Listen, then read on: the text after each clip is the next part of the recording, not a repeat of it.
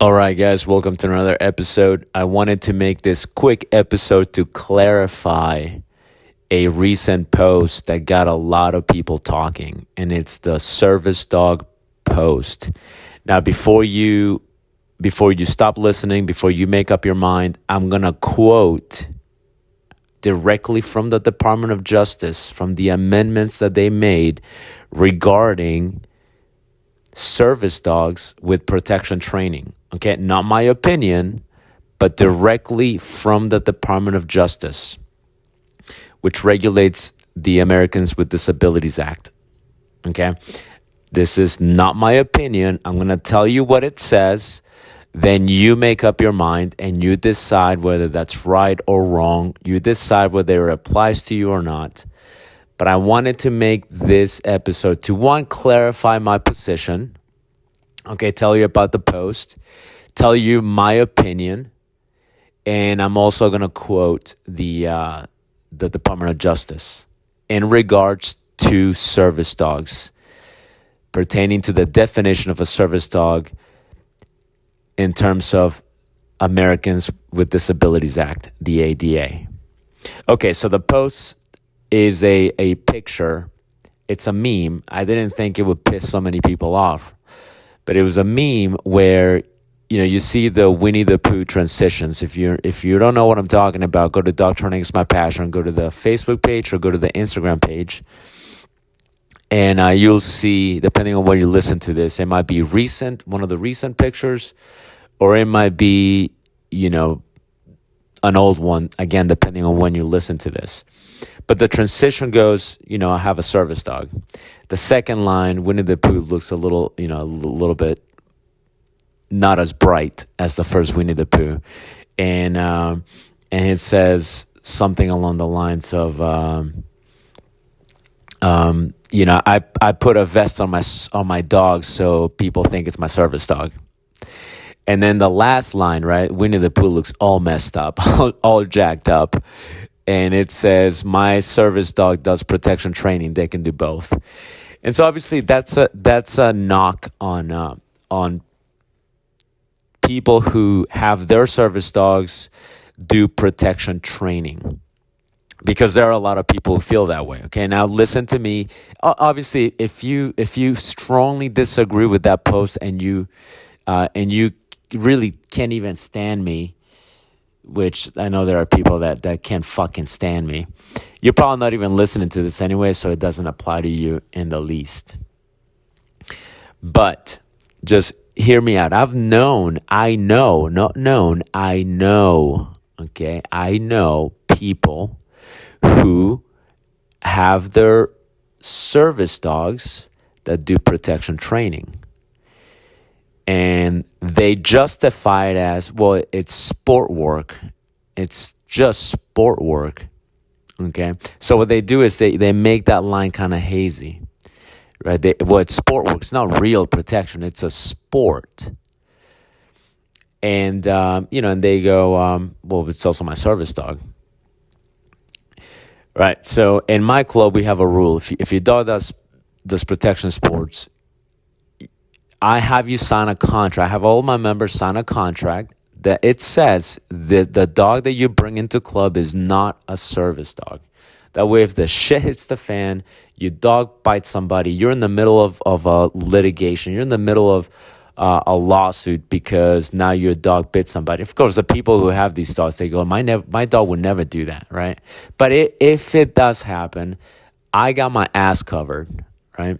If I happen to get involved in any way, so if you happen to say, well, if you wanted to wash your hands and be shitty and be like, oh, well, Will trained my dog. So I don't know what Will did, but my service dog would never bite. I got you, right? I got you. I got you on paper with your signature where it says, no, bitch. By signing this document, we agreed that your dog is not a service dog. Okay, so these are the worst case scenario safety nets that I put in place. But anyway, so people get really heated about that, and I know there are people that really mean well. So I'm going to tell you the pro and the con of that, okay? Now, obviously, when I knock on people who do protection training with their service dogs, it may seem like I'm painting everybody with a broad brush, saying that if you do that, or if you've considered doing that, or if you've done that in the past, you're a piece of shit. And it probably does offend some well-meaning people, maybe some people that didn't know.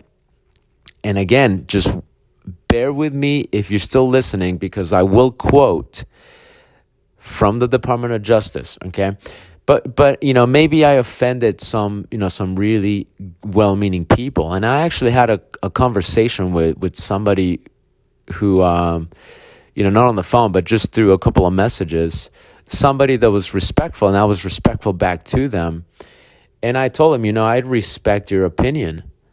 And I brought up my points, and it was brought up in through a couple of messages, and we went back and forth a couple of times. It was done in a respectful manner. This is a person that I don't want to offend. This is a person that I have no desire to upset, because this seems like a genuinely good person. So that's why I want to give you my piece, and I want to clarify that post and why I feel that way. But let's go over this, okay? If you're a shitty person, then fuck you, and you deserve to be offended. You're an unethical person. I know you, okay? I know who you are. I know these people because I've met them, and I know exactly who they are. Their dogs are unfucking stable. Now, they don't believe that. They believe their dogs are saints. But motherfucker, put your dog in the front of your car. Put your dog in the front of your car.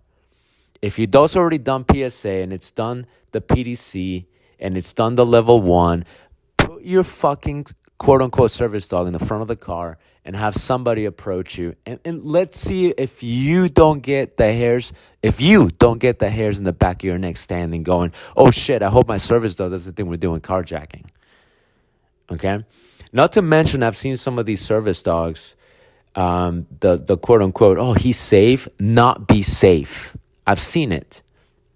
So if you're one of them and you get offended, fuck you, you deserve to be offended.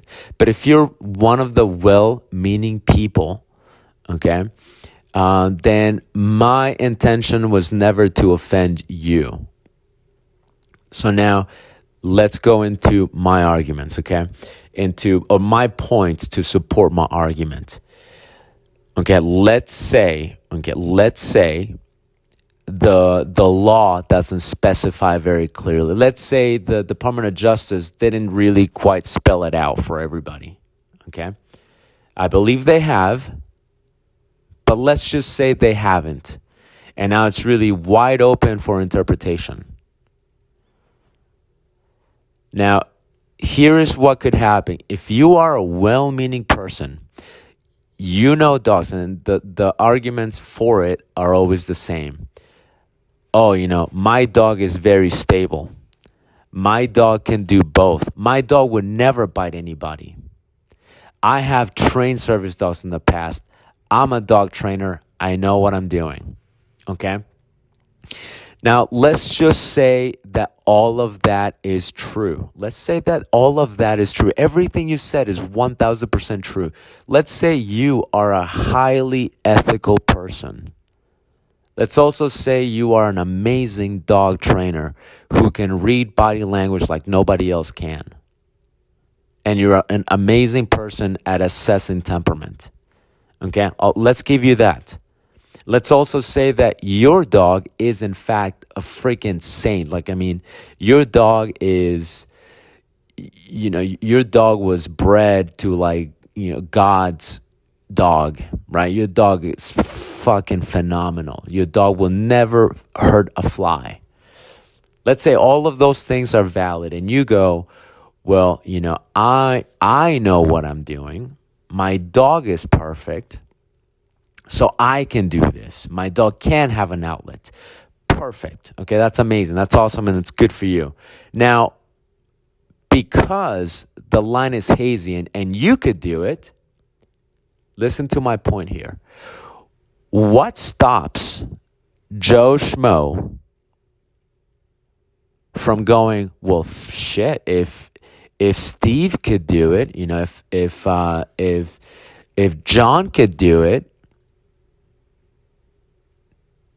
I'm as good as John, even though they might not be.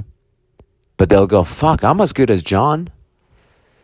And my dog Cujo, he's just as good as John's dog Fido. It's the same. They're the same. No, fuck that. If John could do it, I could do it too. My dog could also do PSA, and it's also my dog that retrieves my pill bottles when I'm not feeling well. But this is Joe Schmo. This is not you. Joe Schmo, and let's say Joe Schmo, he's a couple of different categories. He might be entirely unethical. He might just be going, well, fuck it. If John can do it, I'm going to fucking do it. And let's say Joe Schmo is just an unethical piece of shit and he's going to do it because you did it. Right? Now we have a danger, a liability out in the public access. Let's say Joe Schmo is not unethical. Maybe let's say he's a very high ethic, very ethical individual. Let's say that.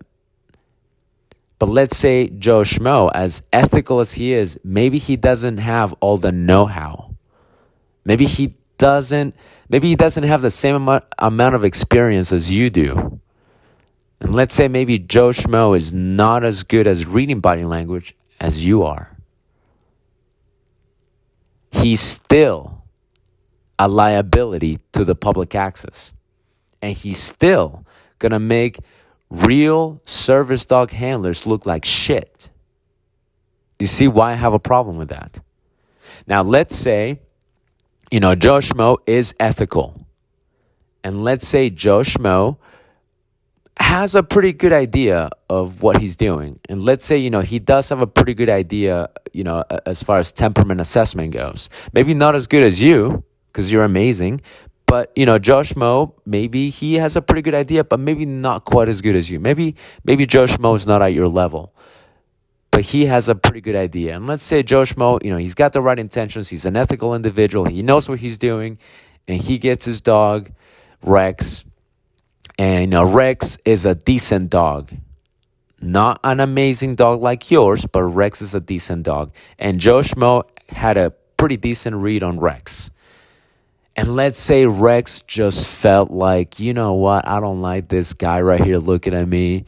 He's wearing this big hat, and Rex decides to go, you know what, fuck this guy. I'm gonna nip at him. But why did that happen? Because Joe Schmo saw you doing it, right? Now Joe Schmo go, well, shit, I'm gonna do PSA. He does carjacking, starts doing carjacking. Now he has his dog at the front, and riding in the car with him. And then, somebody comes over to try to clean, one of the panhandlers, one of the people at the light comes over to, try to ask him for money, and his fucking Rex rips a chunk out of that guy because Rex thinks, oh shit, great, this is a carjacking scenario. Again, do you see the issue that I have with this? Okay. Now here's another thing. Here's another point for my argument here.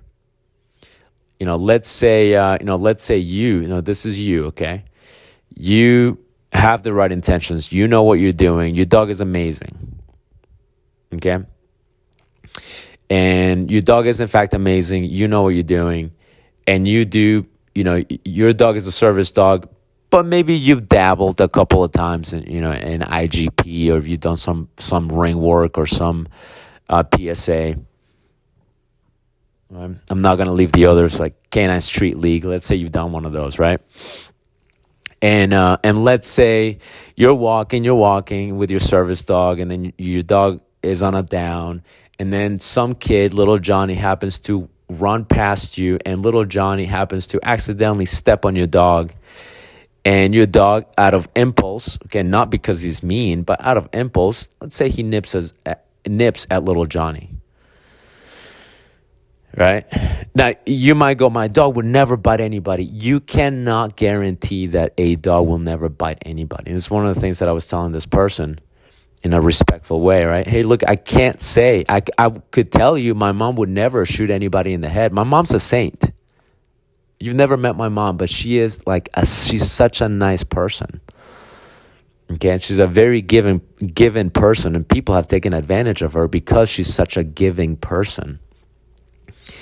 And it could be easy for me to tell you, my mom would never kill anybody. My mom would never point a gun to anybody's head and pull the trigger. My mom would never do that. I could probably tell you that with 99% certainty, but there is that 1% chance that she might. Because I don't know. She's an individual.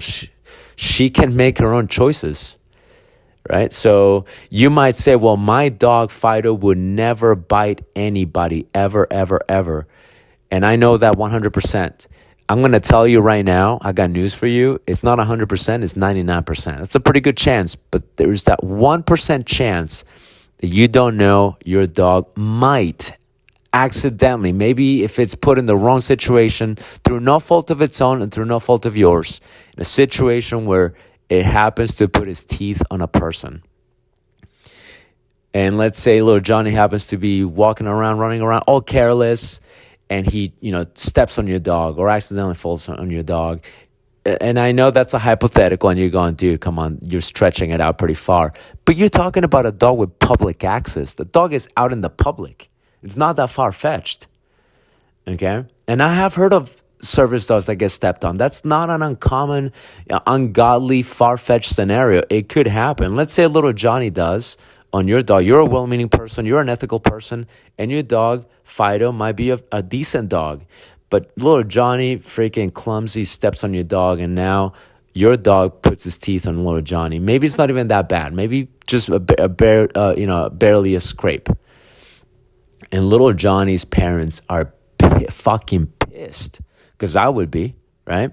I'd be pissed on my son first, on my child first, for being careless.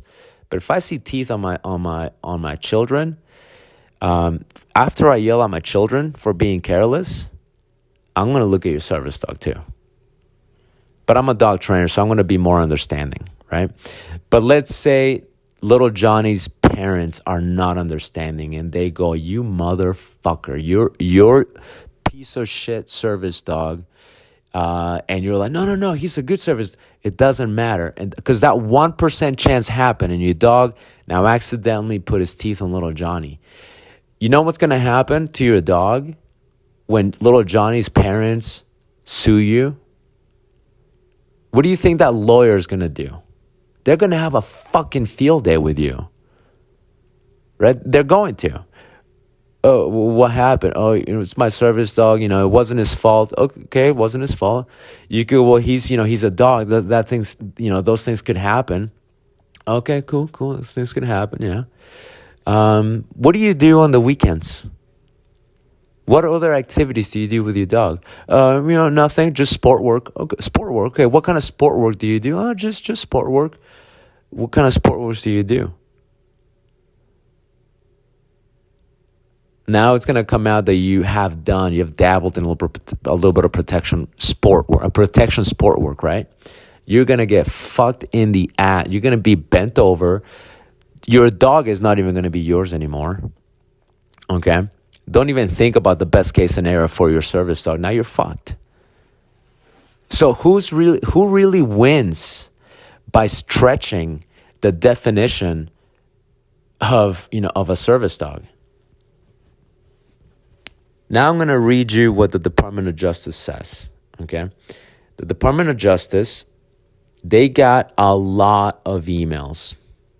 A lot of freaking messages, when ADA, which ADA is it was regulated, and it's enforced by the Department of Justice. Okay, Americans with Disabilities Act. I don't know about if you're in Europe, if you're in South Africa, South America. I don't know the law there. I don't know. This might not even apply to you at all. But here's what happened, right? The original definition was, and I'm paraphrasing, but the original definition of a service dog was, it's a task-trained animal that performs tasks for you and provide minimal protection. But when they said provides minimal protection, fucking people took off with that. They were like, oh shit, it says protection on there. And of course, they got flooded with emails, calls, They did. They truly did over the years. And now, because it said minimal protection, right? And people ran with that. So what happened at some point, the Department of Justice decided to do some amendments, some clarification. And I posted that, and it's in print. Okay, not the entire thing, but pieces of it that are the most relevant. They're also on my Facebook and Instagram page. But here's what they did, right? They wanted to clarify that. I'm going to read you the paragraph that is the most relevant, and I'm going to let you make up your mind. Here is from the Department of Justice. I'm quoting it. So, quote, the department recognizes that despite its best efforts to provide clarification, the, quote, minimal protection, end of quote, language appears to have been misinterpreted. While the department maintains that protection from danger is one of the key functions that service animals perform for their benefit of persons with disabilities, the department recognizes that an animal individually trained to provide aggressive protection, such as an attack dog, is not appropriately considered a service animal. Therefore, the department has decided to modify the, quote, minimal protection, end of quote, language to read, quote, non-violent protection, end of quote, thereby excluding so-called attack dogs or dogs with traditional protection training as service animals. The department believes that this clarification to the service animal definition will eliminate confusion without restricting unnecessarily the type of work or tasks that service animals may perform. I'm going to read you that one line that I found very, very good here. Thereby excluding the so-called attack dogs or dogs with traditional protection training as service animals. Guys, that is from the Department of Justice. Now, I know some of you are thinking, well, my dog is a sport dog. That's where people get hung up. No, it's a sport. Okay? Look, the people that wrote this, right? The people, at the Department of Justice, they're not dog trainers. They're not dog people. They're people with their suits and ties.